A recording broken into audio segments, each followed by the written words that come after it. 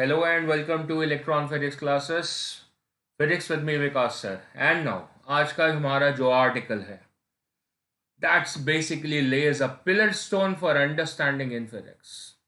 Whosoever loves physics, if he thinks so, he must or she must enjoy this article, learn this article to the core.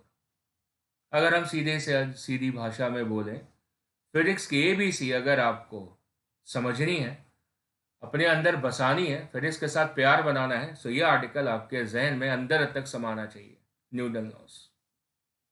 Newton laws, of course, not to mention, was supposed to be introduced to us by Sir Isaac Newton.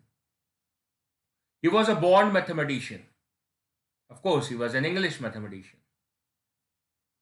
He was born in the year 1642. He lived a very great life for 85 healthy years. He graduated himself from the Trinity College. He did something wondrous for physics in 1687. Not to mention once again that he was initially a mathematician and then he turned into physicist because he loved nature. And for his love towards the physics, he wrote a book in 1687 which became a milestone in our lives. The book was named as Philosophia Naturalis Principia Mathematica, explaining the principles of the nature, the physics around us, with the help of mathematics. The calculus you learn in your mathematics is supposed to be generated, gave to us by Sir Isaac Newton. He wrote this book in 1687, which consisted of the three laws of the Newton, which you are familiar with. I think everyone in this universe is familiar with it because they are so great laws, so generalized laws that each of us can feel it, use it in our daily lives. He was a brilliant guy, a mathematician by his education, converting himself into a physicist by his love towards nature, and the curiosity driving him towards astronomy. And he was also a theologian and an author. He wrote many books. Theologian is supposed to be the study of religious beliefs, which was initially and still is supposed to be a proper subject in some universities. So आजकल की तरह नहीं कि हम believe करते हैं कि या तो भगवान में बिलीव कर लो या तो साइंस में. ऐसा नहीं था. He was a firm believer in the science and physics and mathematics and also a dedicated learner towards the religious beliefs. हम तो उसका उनके नॉलेज का एक हिस्सा जानना चाहते हैं towards the Newton laws. I wish to introduce to myself also, the Newton laws. The great laws, the three great laws, which every one of us know. A lot of us believe. The whole story starts from the Newton's first law. What is that? It basically talks about inertia. It basically talks about that you cannot actually change the state of an object or a particle by simply avoiding it. That means not applying a force on it. So if there is no force applied on a particular object, that object cannot change its state of rest, motion or direction. It will continue to move as it was if it was moving. It will continue to be in a state of rest it was if in a state of rest. So it basically talks about the state of the rest and state of the uniform motion. Then comes the Newton's second law. What does the second law talks about? The second law talks about the idea of the forces, as you can see over there. It combines the concept of the inertia with the momentum.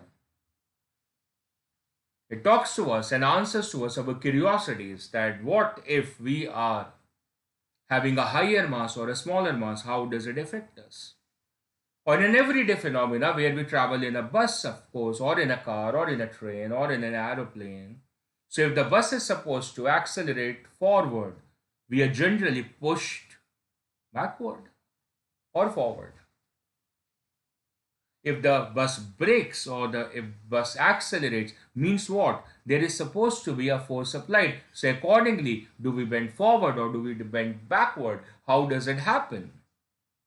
The reason, because our foot are supposed to be in contact with the bus, but the upper torso, the upper body is not in contact, and therefore there is some kind of an imaginary fictitious force which acts on us. So in this idea, in the second law, he talks about accelerations. And then he migrates towards the third law and talks about the various forces in the nature जो कि आपने first chapter में पढ़ी हैं. The fundamental forces of the gravity, some electromagnetic forces like friction, like a normal force perpendicular to the surface forces. That means he covers up all the basic fundamental forces in his study. What are the basic fundamental forces? The gravitation force, the electromagnetic force, a strong nuclear force, a weak nuclear force. Everyone loves gravity. Everyone knows gravity. Everyone is fascinated by the idea of an apple falling. We love to go to the science centers and observe this kind of videos where we can see actually the planets moving around the sun, or the satellites or the moons moving around the planets, or an asteroid or the comets. This idea was also propelled by Sir Isaac Newton in his Newton's law of gravitation, where you study F equal to g m1 m2 upon r square. It's much more than simply said in a particular formula. Then comes the electromagnetic forces. What are electromagnetic forces? So the origin of these forces are supposed to be not the mass, but the charge. The charge on the objects, the charge on the particles, like an electron, like a proton, propelling the emission of light. Then we talk about more microstructures, more finer structures as a nuclear structure, and develop the nuclear forces to keep the nucleus in a stable state, which is a force which binds the neutrons and protons inside the tiny size of the nucleus of 10 power minus 15 meter. But sometimes the nucleus decays because there is a radioactivity. The size of the nucleus does not allow it to remain stable, which emits the beta particles, alpha particles, neutrinos, antineutrinos. The forces between them, the emitted particles, is labeled as what the weak forces. All this and much more is going to be the part of our study of the Newton laws. As I said, it's a very, very magnanimous law. That means it can be applied at more than one places. Not exactly like this कि कहीं एक जगह हमने law लगाया, अच्छा हो गया, बस खत्म, आगे बढ़ो. ऐसा नहीं है. Some of them are in your direct courses. Some of them is supposed to be in applied cases, like you can see a Formula 1 racing using a car or using a bike. And you can see the biker in the first pic is basically almost kneeling down on the road. Why he need to do so? Because of the fictitious forces, the imaginary forces, or we can answer because of the inertia of directions. To maintain that circular path, we need to do that at high speeds. Or then everyone wishes to see a rocket, and what does a rockets do in our lives? Going to NASA to study. But we will be studying this in a simpler format. And how does the rockets are propelled? Like how do we propel a car? By the engines. So what does the rocket engines comprise of? What is the fuel comprise of? How does a rocket receives a thrust? Or we can go traditional way and talk about a horse pulling up the cart. So we'll be studying the horse cart problems and understand that how does a horse basically pulls a cart. You will say we know that, but still we will learn it. Then we will talk about the pulley system. What is a pulley? A pulley is a device which can reduce the effort, the mechanical effort. And without a pulleys, the machines, the heavy machines cannot be possible. Or you cannot have a joyride, going to the mountains, enjoying the beauty of the nature from the height, from the aerial view. So the ropeways in which you travel and enjoy the scenic beauty is basically based upon the working of the pulleys. Or you are living in a skyscraper or a 20-floor building or a 200-floor building. You are working in it. And so can you dream of walking the stairs? No, you cannot. So you're enjoying a lift ride, an elevator ride over there. accelerating the elevator such that you are able to even reach the top of the skyscraper in no time. Or you enjoy a healthy way, the fab these days to enjoy a bike ride.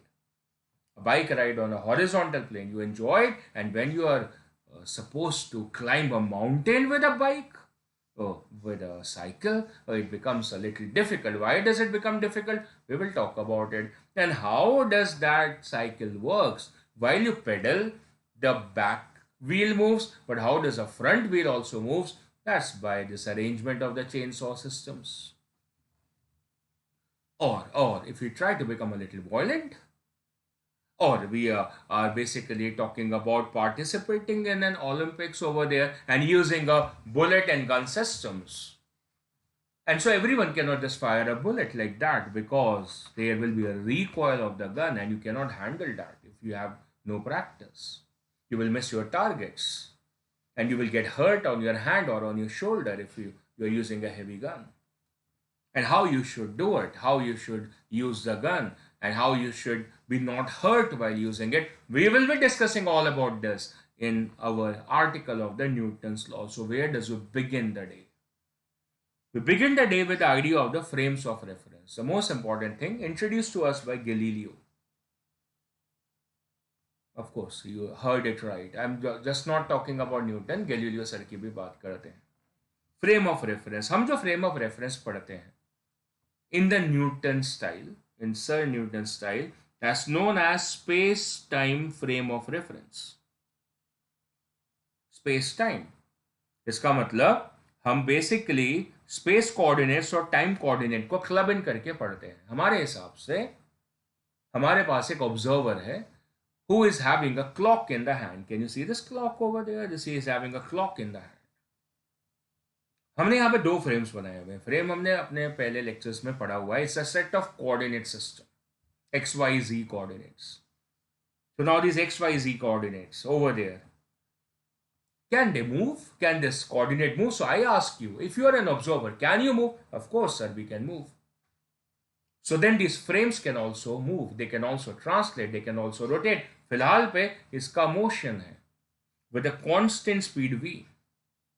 And so the frame is changing its coordinates. Is changing from O to O dash. So the whole coordinate system is in a new position. So now I can type x prime, y prime, z prime. Because I'm changing the coordinates because of the motion of the frame itself. You are an observer sitting inside a car and the car itself is moving. So even the position of a stationary particle will seem to be changing with respect to you. Oh, this idea was supposed to be known as a relative motion.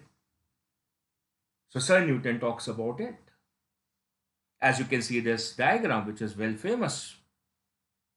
There is a person in the red dress and he or she is supposed to be standing still over there. But the person in the yellow dress outside feels that person is moving. And so she is asking, please stay still. But the person inside जो अंदर है red dress में वो बोल रही है मैं तो पहले से still हूँ, because she is in a state of rest with respect to that frame, with respect to that bus. But with respect to the outside observer, she is in also in motion. तो हमने इस बात को पहले भी पढ़ा था that nothing in this universe is absolutely defined. आप कभी भी किसी भी पार्टिकल को ना एब्सोल्यूट रेस्ट पे डिफाइन कर सकते हो ना एब्सोल्यूट मोशन पे. So there comes the article of the relative must, relative rest and relative motion. Must you define a motion by relative ideas? For doing so, of course, you require an observer और आप observer को बदल सकते हैं. So see, like this is an object which is observed by these two observers and they are going to observe it differently क्योंकि उनके जो position vectors हैं वही different हैं. R1 is not the same as R2, my dear. And dr1 upon dt, that generates the velocity. So that's not the same as dr2 upon dt. Which means if that object position changes, then the rate at which that position changes is different from these two frames. And even if you differentiate this once again, the second order differentiation, you will receive acceleration. And so we can still see that it is quietly possible. It is quietly possible that this is also gonna be different. So the force can be different. Now, which kind of the forces we are talking about? We are going to discuss it very, very soon. Very soon means just now. Before that, we are going to introduce, हम introduce करने वाले हैं कि किस तरीके के frames के बारे में हम बात करने वाले हैं. On a nutshell, from the outstanding article, हम ये बोलना चाहेंगे कि फ्रेम्स हमारे लिए, न्यूटन फ्रेम्स हमारे लिए दो किस्म के होते हैं. There are two kind of the frames. The first of the lot is known as inertial frame. क्या नाम है? Inertial frame. This idea was propelled by Galileo. Hence, it is also known as Galilean reference frame. Of course, it's an inertial frame or inertial reference frame, या फिर आप simple बोल सकते हैं inertial space. Reason, it is made up of space-time coordinates. So, what are frames basically? These are an idea. These are a set of coordinates which are used for analyzing the motion of a particle relative to an observer. दोबारा बोल रहा हूं.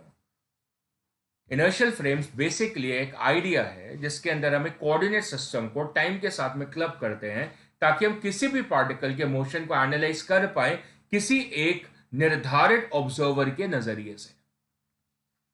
This idea is known as what? The frame of reference. उसमें अगर हम inertia जैसे शब्द का उपयोग करते हैं और उसको इनर्शियल फ्रेम बोलते हैं, तो तब हम न्यूटन लॉज में डील कर सकते हैं. रीजन, क्योंकि Newton first law is a law of inertia.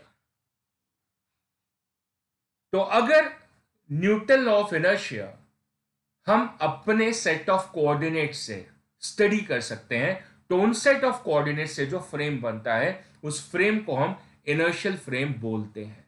और अगर हम ऐसा नहीं कर पाते हैं, हम अपने फ्रेम से किसी पार्टिकल के मोशन को प्रॉपर्ली एनालाइज नहीं कर पा रहे हैं, इसका मतलब वो फ्रेम न्यूटन फर्स्ट लॉ को ओबे नहीं कर रहा है, तो ऐसे फ्रेम को हम इनर्शियल ना बोल के नॉन इनर्शियल फ्रेम बोलेंगे. So it become simple. जिसमें न्यूटन फर्स्ट लॉ अप्लाइड है, सेकेंड लॉ, थर्ड लॉ उसके बाद ही आएगा. तो जब फर्स्ट लॉ पे कहानी रुक जाएगी तो आगे तो देखना ही बंद कर देंगे. तो अगर न्यूटन फर्स्ट लॉ किसी फ्रेम में वैलिड है, उस फ्रेम को हम इनर्शियल बोलते हैं, और अगर न्यूटन फर्स्ट लॉ किसी फ्रेम में वैलिड नहीं है तो हम उसको नॉन इनर्शियल फ्रेम का नाम देते हैं. So what exactly must be the definition? अगर आप खुद से कोई पूछता है कि डेफिनेशन क्या है, तो वो मैंने आपके लिए यहां पे गैदर करके रखी है. इनर्शियल फ्रेम को क्लासिकल फिजिक्स में, क्योंकि मॉडर्न फिजिक्स में आइडिया आइंस्टाइन का आता है, आइंस्टाइन के अकॉर्डिंग हम मैकेनिक्स पढ़ते हैं. क्लासिकल फिजिक्स में मैकेनिक्स जो होती है वो सर आइजैक न्यूटन के नजरिए से. So an inertial frame of reference in the classical physics, and I mention the special relativity, मतलब Einstein theory, possesses a property that in this frame of reference, मतलब inertial frame में जो भी particle है, object है, body है, with a zero net force, मतलब उसके ऊपर फोर्स नहीं है और इस वजह से वो एक्सेलरेट नहीं कर सकता है. तो ऐसे हालात में वो ऑब्जेक्ट या तो रेस्ट पर होगा या तो कांस्टेंट वेलोसिटी पर होगा. मतलब हमारे हालात में या तो फ्रेम रेस्ट पर है या तो फ्रेम कांस्टेंट वेलोसिटी, मतलब यूनिफॉर्म मोशन में है. सो नटशेल में, इजी वे आउट में, एक इनर्शियल फ्रेम को हम बोलेंगे that a frame which is either in a state of rest or in a state of uniform motion. Very simple, right? So either we are dealing in a state of rest or either in a case of the uniform motion. और यही कुछ हद तक हम Newton first law में define करते हैं, the state of rest and the state of uniform motion. This means in frames को हम non accelerated frames of reference भी बोल सकते हैं. बात समझ में आ रही है? non-accelerated frame of reference. So either in a state of rest, मतलब वेलोसिटी जीरो है, either in a state of uniform motion मतलब वेलोसिटी कांस्टेंट है, पर दोनों का मतलब एक ही है, that acceleration is equal to zero. अगर बॉडी की वेलोसिटी जीरो है तभी एक्सेलरेशन जीरो है, काफी समय तक, इंस्टेंट नहीं बोल रहे हैं, काफी समय तक, क्योंकि इंस्टेंटली पॉसिबल है कि वेलोसिटी जीरो हो पर एक्सेलरेशन हो, है ना, वो आपको पता है प्रीवियस लेक्चर्स में। या फिर ऐसा हो कि वेलोसिटी कंप्लीटली कांस्टेंट हो, तो फिर भी एक्सेलरेशन नहीं होगी, तब इस फ्रेम को हम इनर्शियल फ्रेम बोलेंगे, जिसके अंदर हम न्यूटन के फर्स्ट लॉ को पढ़ सकते हैं। तो ये जो एग्जांपल है आपके सामने डायग्राम में, that showing to you the inertial frame. So this person, इसके भी तो अपनी डायमेंशंस है ना, और this bus, both of them can be treated as an inertial frame of reference, क्योंकि बस भी एक कांस्टेंट वेलोसिटी से मूव कर रही है, एक्सेलरेशन है नहीं, वी से मूव कर रही है, तो इसके लिए भी एक्सेलरेशन कितनी है, जीरो। किसके लिए, बस के लिए, क्योंकि वी कांस्टेंट है। और ये जो बंदा खड़ा है उसके लिए तो एक्सेलरेशन वैसे ही जीरो है, क्योंकि वो तो रेस्ट पर है, मूव ही नहीं कर रहा है। तो हमने डायग्राम से भी आपको समझा दिया that if a frame is supposed to be termed as inertial or Galileo frame of reference, Galileo inertial frame, that means it must not have any acceleration। उसका तात्पर्य, उसका मीनिंग, या तो फ्रेम रेस्ट पर हो या यूनिफॉर्म मोशन में। So a car moving with a uniform velocity for some time, तो उस टाइम फ्रेम में that can be considered as inertial। A lift remaining in a state of rest for some time. So during that time, that lift or an elevator can be imagined to be an inertial frame. But one day the lift is supposed to move. And one day the bus is supposed to start from rest, so it will accelerate, or come to rest, then it will deaccelerate. मतलब फिर acceleration आएगी। तो जब भी उस frame में acceleration होगी, तब हम उसको inertial नहीं बोलेंगे, तो फिर क्या बोलेंगे? तो फिर उसका विपरीत बोलेंगे। क्या बोलेंगे? Non inertial. For the second frames which are more common in our life, दोबारा बोलूं, which are more common in our life, is supposed to be termed as non-inertial or accelerated frames. See, we love forces. We are going to use forces, बहुत सारे, gravitation, electromagnetic, या उसके forms like a friction force, normal force, tension forces, या फिर nuclear forces. All of these are going to be the forces in our life. So it's very difficult to find a frame which will be non-accelerated. A lift has to accelerate at some point of time. A bus has to accelerate at some point of time. A car or a bullet, anything, or let's say Earth, everything is supposed to be in a state of acceleration at some point of time or another. कुछ चीजें permanently acceleration में होती है और कुछ किसी एक time frame में होती है, पर होती जरूर है। सो अगर मुझसे पूछा जाए तो मोर जनरल फ्रेम क्या होता है, नॉन इनर्शियल, और उसका इजी वे आउट है एक्सेलरेटेड फ्रेम्स, मतलब एक्सेलरेशन जीरो नहीं है। तो bus moving with a constant velocity, इसका मतलब क्या हो गया, inertial. But a bus accelerating from rest और coming to rest by application of brakes, मतलब रिटार्डेशन लगा के, तब उसको क्या बोलेंगे, non inertial. Non inertial frame में लॉ ऑफ इनर्शिया खराब हो जाता है। लॉ ऑफ इनर्शिया हमें बताता है कि हमें बाहर से फोर्स नहीं लगानी है, तो ऑब्जेक्ट अपने स्टेट ऑफ रेस्ट को मेंटेन करता है, यूनिफॉर्म मोशन को मेंटेन करता है, लेकिन लेकिन हमारा फ्रेम तो एक्सेलरेटेड है, तो मतलब उसमें फोर्सेस हैं, तो वो फर्स्ट लॉ को कॉन्ट्राडिक्ट करता है। और इस वजह से हम ऐसा मानते हैं, हम ऐसी स्टेटमेंट देते हैं कि नॉन इनर्शियल फ्रेम्स में हम न्यूटन लॉस को सीधे सीधे सीधे तरीके से अप्लाई नहीं कर सकते। सीधे तरीके से मतलब with the help of the forces we know. हम कौन से फोर्सेस जानते हैं जो कि हमें फील होती हैं या हम उनको अप्लाई कर पाते हैं, जैसे ग्रेविटी, इलेक्ट्रोमैग्नेटिक, न्यूक्लियर, ये वाली फोर्सेस जो कि हमें फीलिंग भी है या हम उसको अप्लाई कर सकते हैं, दोनों वेज।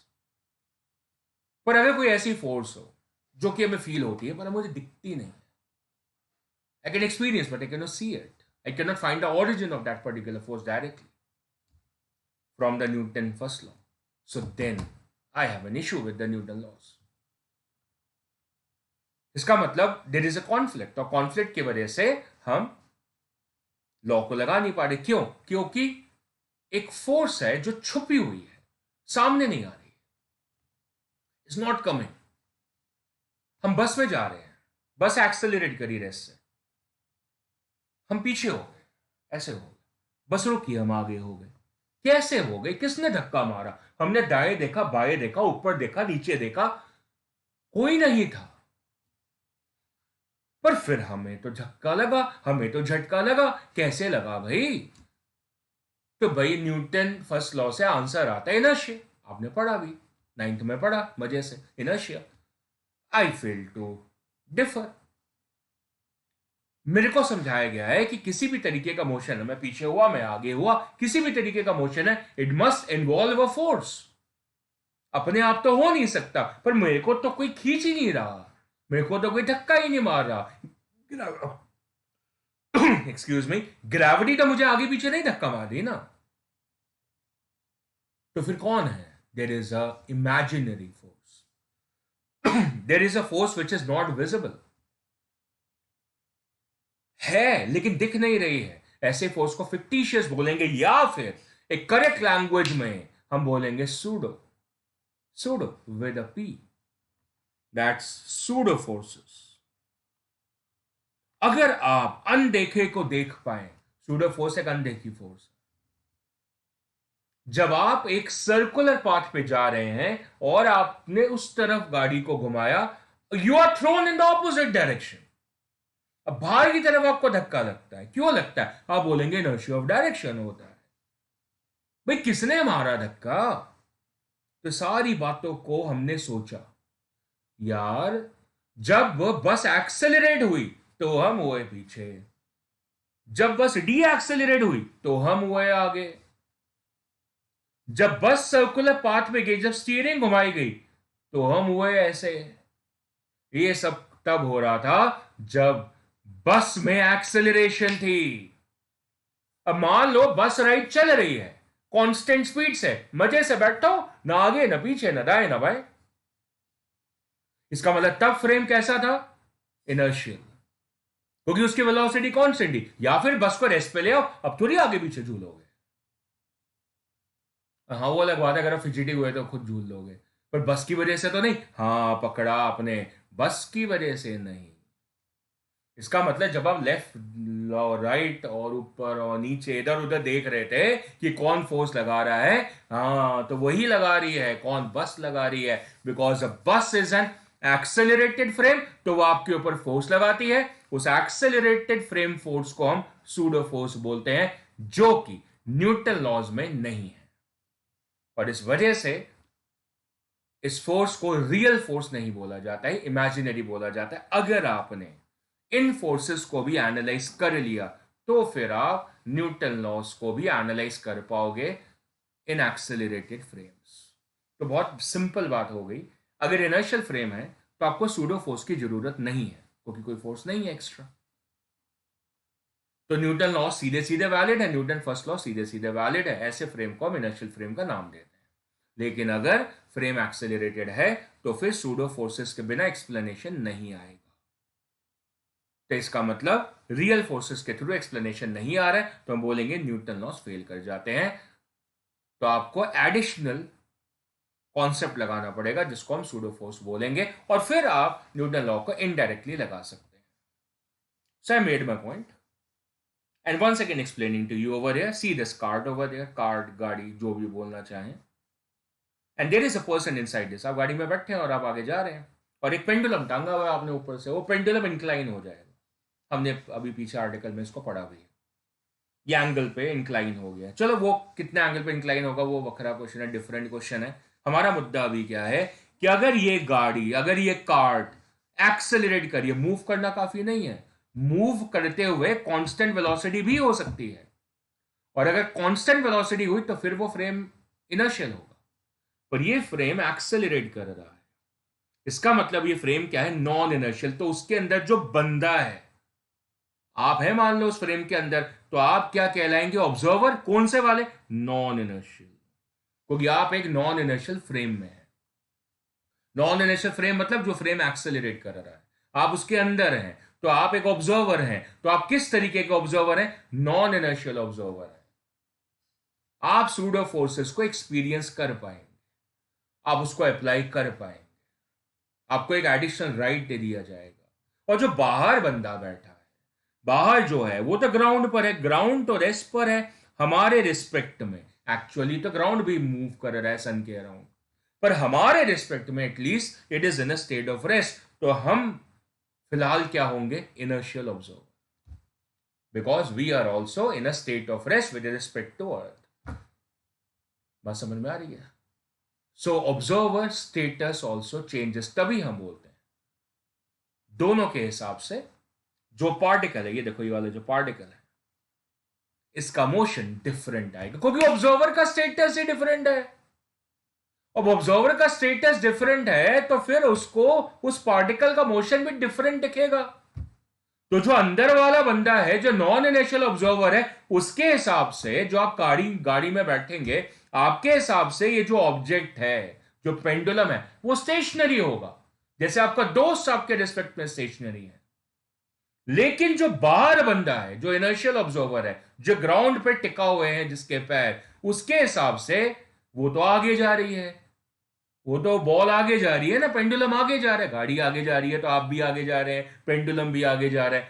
तो मोशन डिफरेंट हो गया ऑब्जर्वर के हिसाब से। नॉन इनर्शियल वाले के हिसाब से कैसा हो गया? रेस्ट पर हो गया। और इनर्शियल ऑब्जर्वर के हिसाब से कैसा हो गया? मोशन में हो गया। अलग अलग बातें हो गई, कॉन्फ्लिक्ट आ गया। और ये क्यों आ रहा है? क्योंकि फ्रेम एक्सेलरेटेड है। यहां पे अंडरस्टैंडिंग लेवल चेंज होने लगेंगे, क्योंकि जो बाहर बैठा बंदा है वो एक फोर्स को एनालाइज नहीं कर पा रहा। कौन सी वाली? सूडो। सूडो मतलब इमेजिनरी। उसका एक हल्का फुल्का रूप आपको दूंगा, बाद में हम सूडो फोर्सेस को विस्तार में पढ़ेंगे। हल्का फुल्का रूप आपको मैं यहाँ पे इंट्रोड्यूस करना चाहूंगा, क्योंकि मैं आपके दिमाग में डालना नहीं चाहता कि सब कुछ इनर्शिया से सॉल्व होता है। इसलिए इसलिए मैं इंट्रोड्यूस कर रहा हूं यहीं पर। मैंने इसलिए बोला इसको सीधी सुनाई देगी। अच्छा देखो, तो अब ये जो फ्रेम है वो एक्सेलरेशन से मूव कर रहा था, ठीक है? तो ये मूव करके ये जो ओरिजिन है वो यहां पे पहुंच गया, ओ से लेके ओ प्राइम पे पहुंच गया। अब ये एक पार्टिकल है, ये मान लो एक पार्टिकल है, ये इस पार्टिकल की पोजीशन है ओ के हिसाब से, आर लिख दो। और उसी पार्टिकल की पोजीशन ओ डैश के हिसाब से, ओ प्राइम के हिसाब से क्या है? R dash. तो पोजीशन डिफरेंट है। Length of the position vector ही देख लो, वो तो डिफरेंट आ रहा है कि नहीं है? है ना? बिल्कुल है। तो हमने क्या करा, देखा भाई ये जो आर और आर डिफरेंट आ रहे, वो क्यों आ रहे? क्योंकि भाई ओ वाला बंदा खुद ही एक्सेलरेट कर गया ना, वो तो खुद ही एक्सेलरेट कर गया। तो O dash is in a different position with respect to O because of the acceleration. तो पोजीशन डिफरेंट आ रही है। तो हमने ट्राइंगल लॉ वगैरह लगा लिया, डिफरेंस इन पोजीशन को चेक कर लिया। तो डिफरेंस इन पोजीशन है वो यहां से आएगी डेल्टा आर से। डेल्टा आर क्या है? जो फ्रेम मूव करा एक्चुअली। मान लो ओ और ओ डैश फ्रेम पहले ही की जगह थे, अब ओ डैश आगे मूव कर गया एक्सेलरेट करके, उसकी पोजीशन खुद ही बदल गई। तो उस पार्टिकल की पोजीशन तो वो डिफरेंटली देखेगा ना। तो कितना डिफरेंस है? Delta R. That's a difference in the position observed. जिस कॉन्सेप्ट को लेटर ऑन हम रिलेटिव वेलोसिटी बोल देते हैं। और अगर आप उसको डिफरेंशिएट करो दो बार, एक बार डिफरेंशिएट करोगे रिलेटिव वेलोसिटी आ जाएगी। You will be getting this as v as equal to v dash plus delta v, जिसको हम रिलेटिव वेलोसिटी का नाम बोल देंगे। v माइनस वी डैश लिख लो, डेल्टा v आ गया, रिलेटिव वेलोसिटी का कॉन्सेप्ट आ जाएगा। और अगर एक बार और डिफरेंशिएट कर लो तो एक्सेलरेशन आ जाएगी, तो रिलेटिव एक्सेलरेशन का कॉन्सेप्ट आ जाएगा। ए रिलेटिव, अब ये रिलेटिव है पर आपको दिख नहीं रही है। Relative velocity is something to be enjoyed. Relative acceleration is something to be enjoyed. Can be felt but cannot be seen. अब हमने क्या करा? मास ले आए और मास से इस इक्वेशन को मल्टीप्लाई कर दिया, तो फोर्सेस आ गई m इंटू ए, एम इंटू ए डैश, और एक और आ गई यहां पे m इंटू ए रिलेटिव। मान लो जो ओ प्राइम वाला फ्रेम था वो एक्सेलरेट करता ही नहीं, समझ में आ रही है? तो फिर ए रिलेटिव ए के बराबर हो जाता, क्योंकि ए प्राइम में एक्सेलरेशन होती नहीं। तो फिर उससे क्या फर्क पड़ता? उससे ये फर्क पड़ता, देखो, तो फिर एफ और एफ प्राइम अलग अलग नहीं आते। मतलब एक फ्रेम से और दूसरे फ्रेम से ये अलग अलग नहीं आते। जो फोर्सेस है वो अलग अलग नहीं आती। एक और फोर्स की एग्जिस्टेंस आ गई है। इसी फोर्स को हम क्या बोलते हैं? Non analysed force from the Newton first law, क्योंकि न्यूटन फर्स्ट लॉ एक्सेलरेशन को नहीं देख रहा था।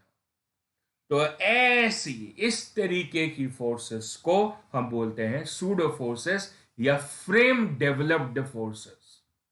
वो फ्रेम खुद एक्सेलरेट कर रहा था, उस वजह से ये रिलेटिव एक्सेलरेशन डेवलप हुई है। बात समझ में आ रही है कि नहीं आ रही है? So if the second frame accelerates with respect to the first one क्या है? स्टैटिक, मतलब इनर्शियल। सो पहला फ्रेम हिल नहीं रहा था, so that was inertial, so that's an inertial frame। पर सेकेंड वाला फ्रेम आगे जा रहा था वो prime, that's your non inertial frame। और आगे जा रहा था नहीं, एक्सेलरेट कर रहा था with respect to the inertial frame। So if a frame has an acceleration with respect to inertial, then it is supposed to be defined as a non inertial, और उसमें एक एक्स्ट्रा फोर्स आती है जिसको future में जाके हम pseudo force बोलेंगे, अ फ्रेम डेवलप्ड फोर्स बोलेंगे। जैसे मैंने बताया कि अगर मैं गाड़ी में बैठा हूं, बस में बैठा हूं और बस आगे एक्सेलरेट होती है तो मेरे पे एक इमेजिनरी फोर्स, बस मेरे ऊपर एक फोर्स लगाती है पीछे की तरफ और मैं पीछे की तरफ मूव कर जाता हूं। That's a frame developed force. Idea बदल गया है ना? आइडिया थोड़ा डिफरेंट हो गया। जिस किस्म से आप 9th में पढ़ते थे उससे थोड़ा आइडिया बदलने लगा है। इंपॉर्टेंस ऑफ फ्रेम अब ये बाद में आपसे छुपा लूं और बोलो इनर्शिया इनर्शिया खेलो, मजा नहीं आएगा। So hence I have introduced to you foremost the pseudo forces. चलो बातें समझ में आ गई, और फिर हम जो मैंने बातें बोली हैं उसको थोड़ा बहुत देख लेते हैं। The bodies in the non inertial frames, मतलब accelerated frames, are subject to so called fictitious forces। मतलब न्यूटन फ्रेम से नहीं दिखती है तो न्यूटन कहते हैं भैया है ही नहीं, तो फिक्टिशियस है ही नहीं, पर हमारे लिए है, हमने फील करी है कि नहीं? कुछ बातें ऐसी होती है ना, हमें लगता है यार हमें फील हो रही है, दूसरा बंदा बोलेगा यार मुझे तो फील नहीं हो रही, तेरे को क्यों फील हो रही है? तो बोलेंगे बेटा फ्रेम ऑफ रेफरेंस अलग है, थिंकिंग फ्रेम ही अलग है तेरा। That is the forces that result from the acceleration of the reference frame, उन forces को क्या बोलते हैं? fictitious, मतलब फ्रेम फोर्स, जो कि एक्सेलरेटेड फ्रेम से आती है। और ये फिजिकल फोर्स नहीं है। फिजिकल फोर्स मतलब इलेक्ट्रोमैग्नेटिक, ये न्यूक्लियर, ये gravity, muscular, tension, normal, friction, ये वाली फोर्सेस नहीं है। इन सबको फिजिकल फोर्सेस बोलते हैं। ये फिक्टिशियस है, पता नहीं कहां से आ रही है। हमें पता है हमें कहां से आ रही है। कहां से आ रही है? फ्रेम से आ रही है, क्योंकि फ्रेम एक्सेलरेट कर रहा है। ऐसे फोर्सेस को क्या बोलते हैं? सूडो। सूडो के भी क्या टाइप्स होते हैं? Do we have types? Yes, हम लेटर ऑन पढ़ेंगे। One of the type is known as a centrifugal force. बहुत आसान सी फोर्स होती है। यही फोर्स है जब आप माउंटेनियरिंग पे गाड़ी चलाते हैं, माउंटेन्स पे कर्व्ड रोड पे गाड़ी चलाते हैं, तो यही फोर्स आपको धक्का मारती है बाहर की तरफ, उसको बोलते हैं सेंट्रीफ्यूगल फोर्स। वो भी तो आपने पढ़ा होगा कि मलाई को सेपरेट करना है दूध से, हिलाओ उसको, स्टर करो, क्या होगा? अरे मलाई ना कोनों पे जम जाती है because of the centrifugal action. और एक और मजेदार फोर्स होती है जिसको हम बोलते हैं कोरियोलिस फोर्स। बहुत ही मजेदार फोर्स होती है, और ये तब आती है जब आपका फ्रेम रोटेट करता है। द फ्रेम इटसेल्फ रोटेट, जैसे कि आपके पास एक टेबल हो, टर्न टेबल बोलते हैं, टर्न टेबल, और वो टेबल को आप घुमा दो ऐसे, जैसे घूम गई। अब उसके ऊपर जो ऑब्जेक्ट होगा उसके ऊपर सेंट्रीफ्यूगल तो लगती है, साथ में कोरियोलिस फोर्स भी लगती है। सब कुछ तो आज नहीं पढ़ा पाऊंगा, पर नाम तो आपको दे दूं ना। नाम तो सारे फोर्सेस का पता होने चाहिए ना। धीरे धीरे फिर आपकी क्यूरियोसिटी रहेगी ना, सर ये भी पढ़ना है वो भी पढ़ना है, क्या करें? देखो ये वाला एग्जांपल मैंने आपको दे दिया, समझा दिया। इस डायग्राम में क्या समझाया? इनर्शिया नहीं समझाया मैंने इस डायग्राम में। मैंने बिल्कुल इनर्शिया नहीं समझाया है। एक बार बंदा आगे जा रहा है, एक बार बंदा पीछे हो रहा है, क्यों हो रहा है? फोर्स लग रही है भाई, ग्रीन एरो से देखो, फोर्स लग रही है। मैं उस पर रेड बना रहा हूं। ये आगे तब होगा जब फोर्स आगे लगेगी, पीछे तब होगा जो फोर्स पीछे लगेगी। कौन लगाएगा? बस लगाएगी। बस से बाहर खड़े हो जाओ तब थोड़ी ना झूलोगे आगे पीछे। और बस भी कब लगाएगी? जब बस खुद एक्सेलरेट कर रही होगी। बस में जब एक्सेलरेशन होगी या फिर रिटार्डेशन होगी, बात तो एक ही है। ए नॉन जीरो होगा तब ये हरकतें होंगी। समझ आ रही है आपको बात? मजेदार बात है, इनर्शिया वाले खेल नहीं है सारे। हमारी रिस्पेक्ट न्यूटन सर के लिए कभी चेंज नहीं हो रही है, पर न्यूटन सर हर जगह अकेले नहीं लग सकते। तो ऐसी काफ़ी जगह हैं जहाँ पे हमें अपना दिमाग और लगाना पड़ता है, न्यूटन सर के अलावा भी बातें करनी पड़ती हैं। ये बातें मैंने आपको समझा दी हैं कि नॉन इनर्शियल फ्रेम क्या होता है, इनर्शियल क्या होता है। आप वो थोड़ा बहुत पढ़ लेना, फर्दर लर्निंग में आपकी सेंट्रीफ्यूगल फोर्सेस आएंगी, कोरियोलिस आएंगी। अभी छोड़ देते हैं।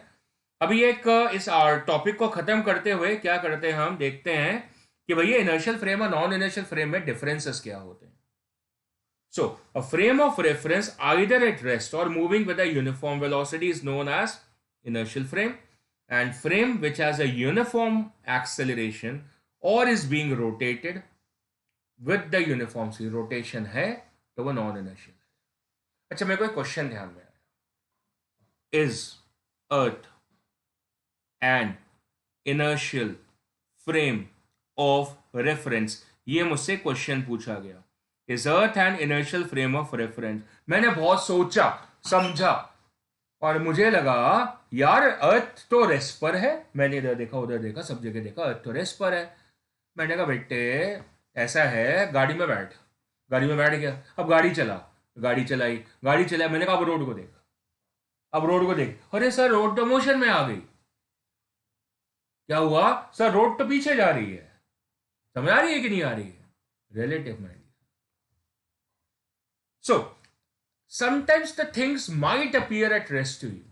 भुलेखा लग सकता है, झूठ लग सकता है, फिक्टिशियस लग सकता है। जैसे हमें लगता है कि अगर हम बैठे हैं तो अर्थ भी बैठी है, अर्थ भी हमारे रिस्पेक्ट में क्या रेस्ट पर है, पर एक्चुअली में ऐसा नहीं है। एक्चुअली में हमारी जो अर्थ है वो हमारे सन के अराउंड घूम रही है। वो अलग बात है, सन भी घूम रहा है, वो नहीं डिस्कस करूंगा मैं अभी, please spare me right now. तो ये सन है और ये हमारी अर्थ है जो इसके अराउंड घूम रही है, इस मूविंग अराउंड इट। क्यों? Why the earth is moving around the sun? Reason because of gravitation force. Where does it act? It acts towards the sun. Attractive force होती है। और भाई अगर ग्रेविटेशन फोर्स है, आपको दिखी? क्या आपको दिखा कि अर्थ के ऊपर सन की वजह से फोर्स लगी? नहीं। पर है कि नहीं? बिलीव करते हो? करते हो। इसका मतलब एक्सेलरेशन होगी, फोर्स है तो there has to be an acceleration. और फ्यूचर में जाके हम उसको सेंट्रीपेटल एक्सेलरेशन बोल देंगे, जो कि उसका सर्कुलर पाथ पे घुमाएगी। So there is suppose to be an centripetal acceleration. इसका मतलब अर्थ के पास एक्सेलरेटेड है। आप कहां हैं भैया? सर हम तो अर्थ के ऊपर हैं। तो अगर आप बस के अंदर थे और बस की एक्सेलरेशन थी तो आप किस में थे? आप एक नॉन इनर्शियल फ्रेम में थे। तो क्या फर्क है? आप अब अर्थ के ऊपर हैं और अर्थ की एक्सेलरेशन है, तो आप फिर से किस फ्रेम में? नॉन इनर्शियल फ्रेम में। तो सच बोला जाए तो कई बार हम झूठ पे भी दुनिया कायम कर लेते हैं। सच बोला जाए मतलब स्ट्रिक्टली स्पीकिंग करेक्ट बोले, इधर उधर वेवर ना करें। तो strictly speaking earth is an थोड़ी एन होता तो इनर्शियल हो जाता। Earth is a non inertial frame of reference. FOR for मत पढ़ लेना, फ्रेम ऑफ रेफरेंस है। Is a non inertial frame of reference. काहे को? Why? Since it has and grammatical mistake हो रही है। It has a centripetal acceleration. It has a centripetal acceleration due to its revolution, not rotation, revolution around the sun. आगे बात समझ में? So it is a non-inertial frame, but there is a problem, my dear. इस हिसाब से तो दुनिया में कुछ भी इनर्शियल नहीं रहेगा, क्योंकि सब में कभी ना कभी एक्सेलरेशन आएगी। तो हम तो भाई परेशान हो जाएंगे यार। अब इनर्शियल माने तो किसको माने? मैंने तो कभी ना कभी गाड़ी चलानी है, कभी ना कभी लिफ्ट चलानी है। तो फिर मेरे दिमाग में आया कि ऐसा करते हैं, अर्थ को इनर्शियल एज्यूम कर लेते हैं।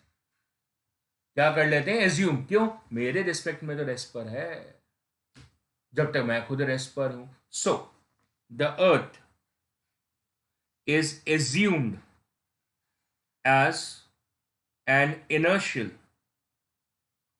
frame of reference. What is this? An assumed as inertial frame of reference, since it appears in a state of rest with respect to an observer on the ground. Moon वाले observer के लिए नहीं, अर्थ के ऊपर जो observer है उसके लिए अर्थ हमेशा रेस्ट पे फील होती है, इस वजह से वो ऑब्जर्वर उसको इनर्शियल मान लेता है। हम भी मान लेंगे फिर, अभी भी तो हम अपने घरों में बैठे हुए हैं, तो strictly speaking we are accelerating around the sun, but then हम तो सन देख ही नहीं रहे, हम तो अर्थ देख रहे हैं, और अर्थ तो हमारे रिस्पेक्ट में रेस्ट पर है, और सारी दुनिया में हमें सिखाया गया है एवरीथिंग इज रिलेटिव, तो जो हम चाहेंगे वो होगा। तो हमने मान लिया कि अर्थ क्या है, in a state of relative rest, and hence it is assumed as inertial. वो आगे एक और गल्ला है, एक और बात है कि जो सेंट्रीपिटल एक्सेलरेशन आप निकालोगे फ्यूचर में, जो फ्यूचर में सेंट्रीपिटल एक्सेलरेशन निकालोगे ना, उसका फॉर्मूला आएगा A=ω² आ रही है, फॉर्मूला आएगा। अब जो अर्थ की ओमेगा है, अर्थ की जो ओमेगा होती है, that's pretty small, is very small, मतलब 10⁻⁵ की पावर में आ जाएगी। अब उसका स्क्वायर करोगे 10⁻⁻10 हो जाएगा। रेडियस अगर ले भी लोगे तो भी जो एक्सेलरेशन है वो बहुत थल्ले आएगी, it will be very very small, it will be very very small. So since the acceleration will be too small, so earth का मोशन इतना स्लो फील होता है, जैसे आप एस्ट्रोनॉमी देख रहे हो, जैसे मून को देख रहे हैं, तो प्रेडिक्ट फास्ट मूव करेगा, पर अर्थ की मूवमेंट प्रेडी स्लो होती है, और इस वजह से हम उसको ऑलमोस्ट इनर्शियल मान लेते हैं, हमें वो एक टाइम फ्रेम में स्टेडी दिखता है, and so it is assumed to be in a state of rest instantly. समझ आ गई हमारी बात? पर it's not a true inertial frame, it's not a true inertial frame. अगर हमसे पूछा जाएगा is earth and inertial frame of reference, answer हमारा नो है, it's not a true inertial frame, assumed है। सो फिर मुझसे किसी ने पूछा सर ये तो बता दो फिर कि ट्रू रेफरेंस फ्रेम कौन सा होता है जो कि इनर्शियल हो। मैंने कहा एक ही है, and that is somewhere as an assumed frame, that is a location of the center of gravity of the entire universe. So the center of gravity of the entire universe, आप पढ़ेंगे future में जाके आगे के chapters में, उस जगह को हम रेस्ट पे मानते हैं, प्रूफ करते हैं कि होती है। जैसे कि फॉर एग्जांपल, इजी एग्जांपल पे, हमारे पास एक सी सॉ है ना, तो आप इधर बैठे, आपका फ्रेंड इधर बैठा, दोनों के मास में फर्क था, आप झूलने लगे ऐसे ऊपर नीचे, ज़्यादा हैवी बंदा मत बैठा देना उधर, तो फिर वो उधर ही रहेगा। आप इधर उधर घूम रहे थे तो आपको लगा सब कुछ घूम रहा है, सब कुछ घूम रहा है, नहीं घूम रहा था, जिस पॉइंट पे वो बैलेंस था वो नहीं घूम रहा था। समझ आ रही है? उस पॉइंट पे आप इनर्शियल बिहेवियर मान सकते हैं, बाकी सब घूमेगा, वो पॉइंट नहीं घूमेगा। समझ आ रही कि नहीं आ रही? ये वाला जो पॉइंट है, ये पॉइंट नहीं घूमेगा, जिसको फ्यूचर में आप सेंटर ऑफ मास या सेंटर ऑफ ग्रेविटी बोलना शुरू कर देंगे। तो ऐसे पूरी यूनिवर्स में जहां पर ये पर्टिकुलर रीजन होगा, पॉइंट होगा, वहां पे जो फ्रेम हम एस्टैब्लिश करेंगे, वहां पे जब हम ऑब्जर्वर को प्लेस करेंगे, तब हम उसको ट्रू इनर्शियल ऑब्जर्वर बोलेंगे। क्लियर है जी? सर न्यूटन ने पहले सोचा था, ही थॉट अबाउट दिस, कि यार देखो अर्थ तो मुझे पता है कि मूव करती है, हम बेवकूफ़ हो सकते हैं, वो तो नहीं थे, तो उनको तो पता था कि अर्थ एक्चुअली मूव करती है। So he thought about the fix stars, जिसको हमने पहले नहीं बोला था as a far off star अपने लेक्चर्स में, तो जो फिक्स स्टार्स है वो उनको इनर्शियल मान लेते थे। गलत भी नहीं है, क्योंकि उनकी पोजीशन हमारे डिस्ट्रिक्ट में कभी बदलती नहीं है, याद है ना आपको? याद है कि नहीं आर्टिकल पढ़ा है ना हमने पहले?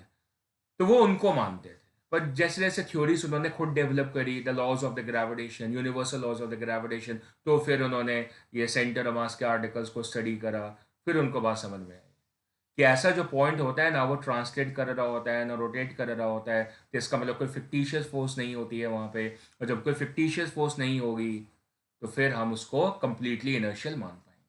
मतलब एक भी फिक्टिशियस फोर्स का अगर है, कोरियोलिस, सेंट्रीफ्यूगल, सूडो, कुछ भी, तो फिर वो फ्रेम इनर्शियल कभी नहीं हो सकता है। मजेदार आर्टिकल, मजा आता है इसको पढ़ने में। तब बोरिंग इनर्शिया पढ़ते रहे, वो भी पढ़ेंगे, ऐसा नहीं है, वी आर नॉट कमेंटिंग कि आप नहीं पढ़ेंगे, बिल्कुल पढ़ेंगे, but you are in 11th now, not in the 9th, and so you must know something beyond the 9th, and that's what I've taught you in this lecture. The next lecture I will talk about inertia. देख लियो होगा आपने चुपके से, देखो नीचे inertia लिखा हुआ है. तो next lecture में I'm gonna talk about inertia. I'm going to talk about a very good things which you know already, and we will migrate to the first law and the second law. Not today. आज हमने frame का discussion करा है, आज मैं आपको frames के impression में छोड़ के जाऊंगा. Pseudo forces, fictitious forces, Coriolis forces, centrifugal forces, ऐसी फोर्सेस के चर्चों में छोड़ के जाऊंगा. हाँ, ऑफ कोर्स ये मैं पॉइंट और डिफरेंस अलग करता हुआ जाऊंगा. इनर्शियल फ्रेम वो होते हैं जिनमें न्यूटन लॉज वैलिड होते हैं. बहुत तसल्ली से समझाइए बात. नॉन इनर्शियल फ्रेम में न्यूटन लॉज डायरेक्टली इनवैलिड होते हैं, सीधे नहीं लगते. पर हम बड़े जुगाड़ू लोग हैं, हम फिक्टिशियस फोर्स को ढूंढ लाएंगे, पकड़ लाएंगे, उनको नाम दे देंगे, सूडो, सेंट्रीफ्यूगल या फिर कोरियोलिस, जेड़ा भी नाम देंगे, लेकिन फिर घुमा फिरा के न्यूटन लॉ लगा देंगे. सीधे सीधे नहीं लगते हैं, सीधे सीधे काम नहीं पकड़ेंगे, ऐसे घुमा के पकड़ लेंगे, लेकिन हम क्वेश्चन तो सॉल्व करके छोड़ेंगे, चाहे इनर्शियल से चाहे नॉन इनर्शियल फ्रेम से. तीसरा point of difference, in inertial frame of reference zero force corresponds to zero acceleration. हमने फोर्स नहीं लगाई और एक्सेलरेशन नहीं, सही है. पर नॉन इनर्शियल में जादू होता है, टोना नहीं बोला मैंने, जादू होता है. ये non inertial force, non inertial frame of reference में जीरो फोर्स, क्योंकि उसके अंदर एक फोर्स होती है, does not correspond to zero acceleration. हमारी तरफ से हमने तो लगाई नहीं, हमने तो कोई फिजिकल फोर्स लगाई नहीं, तो हमारे हिसाब से एक्सेलरेशन नहीं होनी चाहिए थी, पर है, क्योंकि फिक्टिशियस फोर्स है ना. वो तो न्यूटन एनालाइज नहीं कर पा रहे थे, पर हमने आपको फील कराई, दिखाई, बस में ये लिफ्ट में सब जगह फील होगी. ठीक है, तो इसका मतलब बिना फोर्स के एक्सेलरेशन आ रही है, ऐसा तो हो नहीं सकता ना. तो फोर्स की वजह से ही आती है, पर वो फोर्स हमें फिजिकली दिख नहीं रही थी. तो कैसी फोर्स थी? Fictitious, imaginary, pseudo, centrifugal, rotating frame force या फिर कोरियोलिस फोर्सेस. एग्जाम्पल दिया हुआ है उसका, देखो, फ्रीली फॉलिंग एलिवेटर. आपके किसी दोस्त ने केबल काट दी लिफ्ट की, एलिवेटर की, आप जा रहे हैं नीचे, जिंदगी के मजे लेते हो, आप नीचे जा रहे हैं, तो वो लिफ्ट भी जा रही है, आप उड़ के ऊपर छू जाएंगे, उड़ के छत पे चले जाएंगे. अब बोलेंगे किसने पूछा? भूत भूत भूत चिल्लाएंगे. भूत नहीं है, फ्रेम फोर्स है, लिफ्ट ने फोर्स लगाई आपके ऊपर, लिफ्ट जा रही थी नीचे, आपके ऊपर फोर्स लगाई ऊपर, फ्रेम फोर्स. आप भूत भूत चिल्लाएंगे, क्योंकि आपको फिजिकल फोर्स दिख नहीं रहा, आपको नहीं दिख रहा कि कोई बंदा है वहां पे जिसने आपके ऊपर फोर्स लगाई. ठीक है, राइट. और इसका एग्जांपल आपको पता है, train moving with uniform velocity. But मैं इस क्वेश्चन के साथ आपको छोड़ता हुआ चला जाऊंगा. कब तक, कब तक ट्रेन यूनिफॉर्म वेलोसिटी से मूव करेगी? क्या डायरेक्शन चेंज नहीं करेगी? तो क्या उसमें एक्सेलरेशन नहीं लगेगी? क्या कभी स्पीड नहीं बदलेगी उसकी? तो ये टाइम में लिमिटेड है. Inertial behaviour is a time limited behaviour. Generalised behaviour क्या? Non inertial. So we talked about very good things in our lecture. This one, the introductory lecture for the Newton laws of the motion. Very good things are going to come in the next lecture. Keep watching the video for the inertia concepts in the next lecture, and the Newton first law coming your way, and the Newton's second law coming your way. I will take a leave for now. Happy learning.